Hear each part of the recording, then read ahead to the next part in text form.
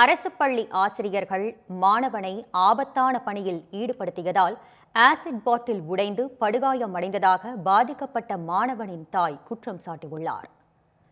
Chennai Chetpet mechanical சாலையில் உள்ள மாநகராட்சி உயர்நிலைப் பள்ளியில் பாலாஜி என்பவரின் மகன் அஸ்வின் 8ஆம் வகுப்பு படித்து வருகிறார்.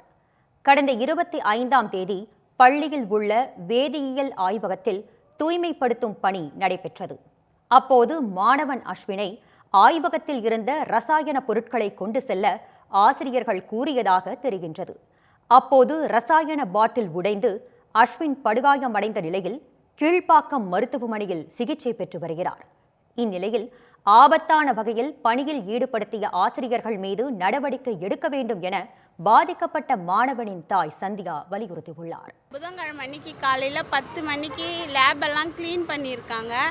அந்த பேக்கை வேலை செய்கிறவங்க என்ன பண்ணியிருக்காங்க, தூக்கி போய் அப்படிக்கா வச்சிருப்பா அப்படின்னு சொல்லியிருக்காங்க. இவன் டாய்லெட் போகிறப்ப அவனும் என்ன பண்ணியிருக்கான், அது என்ன ஏதுன்னு தெரியாமல் தூக்கின்னு இப்படி ஷோல்டர் மேலே தூக்கி போட்டுன்னு போகிறப்ப அதிலிருந்து கெமிக்கல் ஏதோ லீக் ஆகி ஸ்கின்ல பட்டு ஸ்கின்னு ஃபுல்லாமே இதுவாயிடுச்சு. நெருப்பு பட்டு கொப்பளம் ஆன மாதிரி ஆகிட்டு இருக்குது.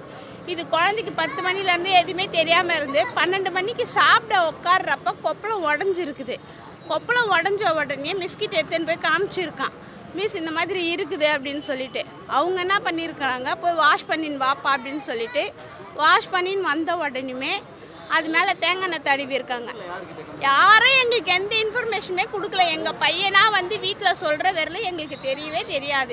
நான் ஃபோன் பண்ணி ஸ்கூலில் வந்து அவன் சொன்னதுக்கப்புறம் நான் மிஸ்ஸுக்கு ஃபோன் பண்ணி கேட்டேன், என் மிஸ் இந்த மாதிரி ஆகிருக்குதே, நீங்கள் ஃபோன் பண்ணியிருக்கலாம்ல, நான் உங்களுக்கு ஃபோன் பண்ண சொன்னனே பண்ணலையா யாரும் அப்படின்னு சொல்லிட்டு என்னை கேட்டாங்க.